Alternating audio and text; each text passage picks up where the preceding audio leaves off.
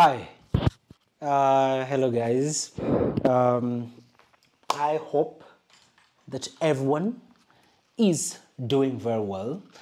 Um, Thank you so much for those that are joining me today.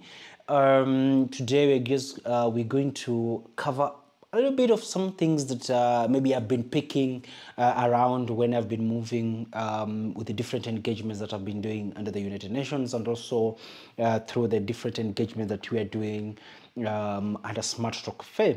And this is in the aspect of human rights. So the human rights, specifically touching on the human rights defenders, and looking at the great conversation that has been happening around the human rights sphere, specifically with whatever is going on in the world right now. And through thinking and also through a little bit of research, I came up with a little bit of some points when it comes to what are the areas that maybe the human rights defenders are going to be focusing on, specifically when we are moving towards 2024. Remember, this is not saying that other things are not that quite important. These have to be focused, but these are just major points that I think I've come up with that are going to help in terms of making sure that we are engaging more and also looking into kind of impact-oriented focus when it comes to human rights focus. And before I continue, please like, share, subscribe, and also comment on also more points based on whatever I am going to share.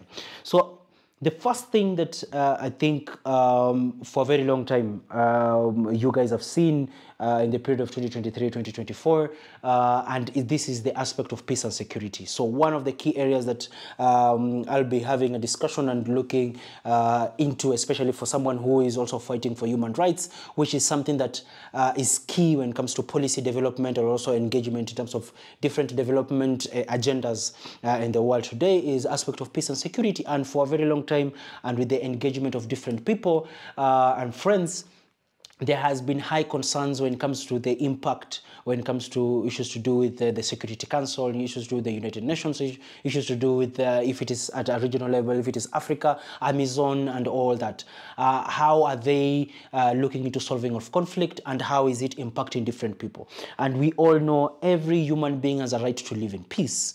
And for every conflict that is being solved, people that are not going to be impacted are community members who are not engaging in any way in the conflict in a different way. And it is quite important as we move forward when looking at issues that are happening in the Middle East. We're looking at issues that are happening in the northern part of Europe. We're looking at issues that are happening in East and Central Africa. We're looking at issues that are happening in the western part of Africa, the northern part of Africa.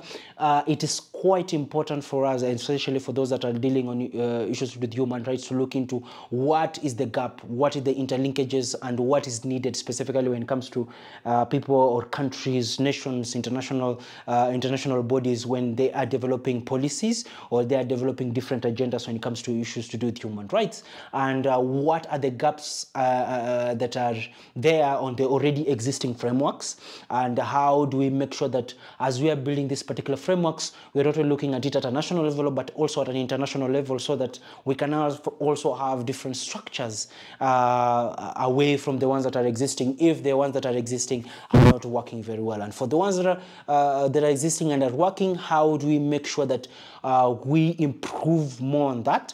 Then also make sure that we hold governments accountable when it comes to them developing different policies on issues to do with peace and security, and also how do we engage young people, how do we engage the women, how do you engage the elderly, how do you engage the different age groups when it comes to issues with peace and security, especially from a human rights perspective. How do you make sure that is happening? If it is engaging young people, how is the resolution 2250 aligned with the different agendas that different countries have in terms of peace and security, and is it things that are being held by government when it comes to their development of different policies and their development of different strategies in when it comes to solving of different conflicts all over the world.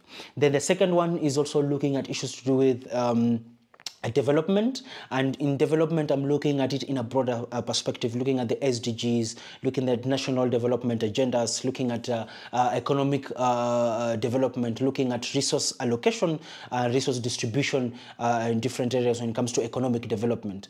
And we all know every human being has a right to benefit from different development agendas that are in these specific countries. And this is specifically for those who have been enabled to participate in terms of making sure that these strategies and agendas are growing.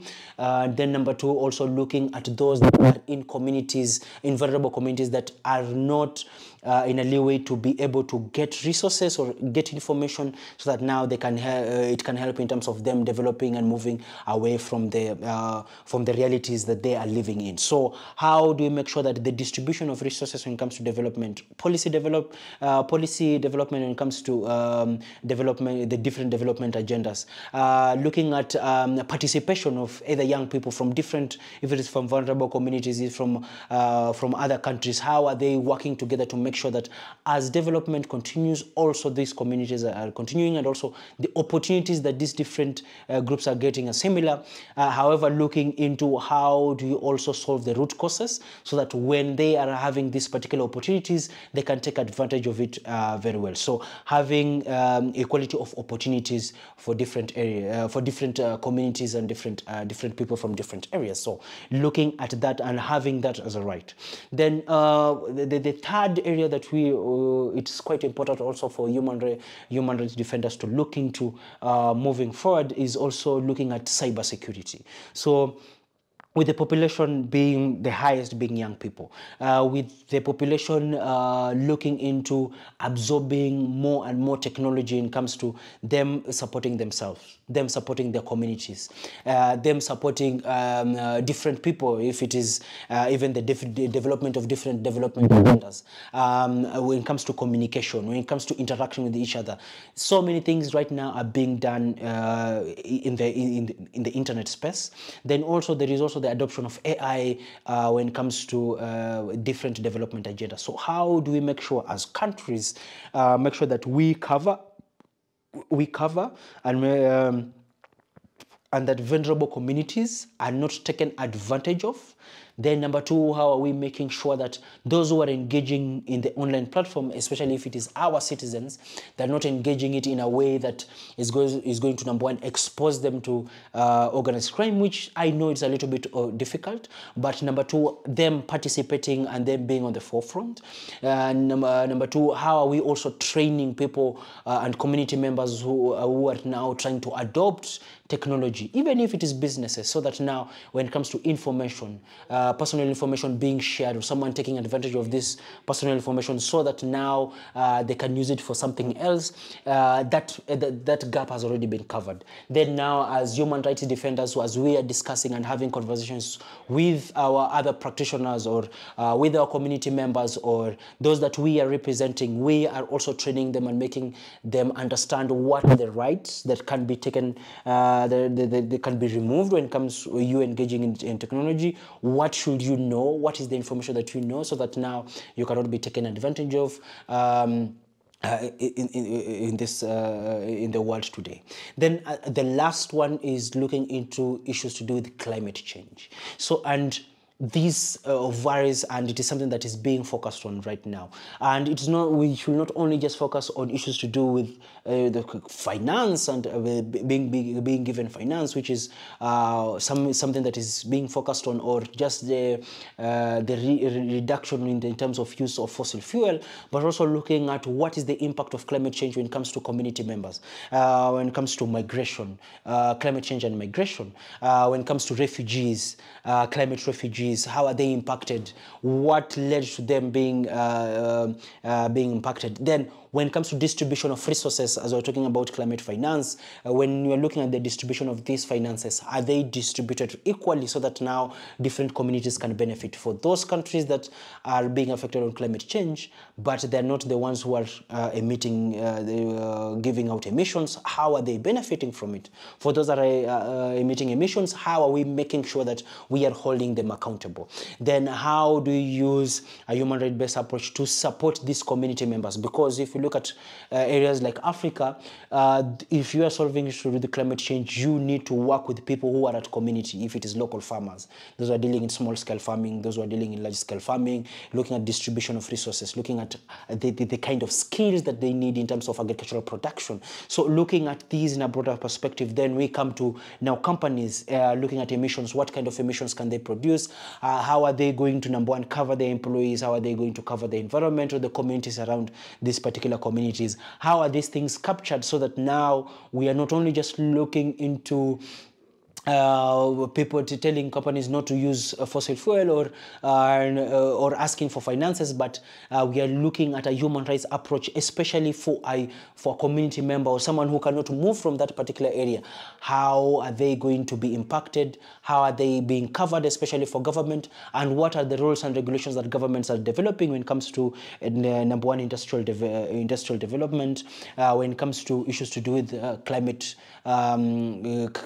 solutions, when it comes to distribution of resources from different countries, when it comes to solving issues with climate change. How are we making sure that the community member who is on ground is also benefiting from it? How are we making sure that for those that are also developing solutions, that community are also benefiting from this? So for those that are key human rights defenders and are pushing for issues with human rights, it's quite important to cover this particular area. So number one, when it comes to peace and security. Number two, when it comes to development. Number three, when it comes to climate change. Number four, then when it comes to issues to do with cyber security or the use of internet. With all these, we do understand that there are also other areas. I'm not saying that whatever maybe you are focusing on right now, it's not something that is quite important. No. Quite important is to push, but looking into how do we push forward resources into these particular areas, because you might find it might solve maybe an issue that you are solving at community level. I'll give an example. Maybe you're looking at issues to gender-based violence, and it is aspect of maybe development. Someone is taking advantage of someone else because of their economic development. If you look at resources in terms of distribution of resources, you can also issues to do peace and security that are pushing for these particular agendas like gender-based violence and so on and so forth. So how do we solve this? So how do we use the resources and the platforms that we are given as human rights defenders to make sure that, number one, we are solving these big issues, but you're solving them in a logical kind of perspective, and also a community-based kind of approach. So that now, as we are solving these and we are distributing these particular resources, they are distributed to the aspect that they are helping the community directly. Because at the end of the day, we are human rights defenders because we are pushing for the betterment for our community members, for the betterment of our community gatekeeper, because we are community gatekeepers. So for the betterment of our community members, to make sure that they can improve, they can live a peaceful life, they can have an environment where they can build the economic kind of systems. And as much as they are building the economic kind of systems, they are in an environment where it is not being polluted, but government has kept on policies that is going to cover them, so that even if there is a climate crisis, they have been covered when it comes to the betterment of their particular environment. Then lastly, as they are building their economics and meeting different people online, they are also covered, but they also understand how they are using these particular skills. Thank you so much for joining me today. And for everyone who has joined me, please like, share, comment, and let's make sure that this is spread and people can also continue with this conversation. Thank you so much, and have a beautiful weekend. I think so. For those that are, because I'm recording today. Bye.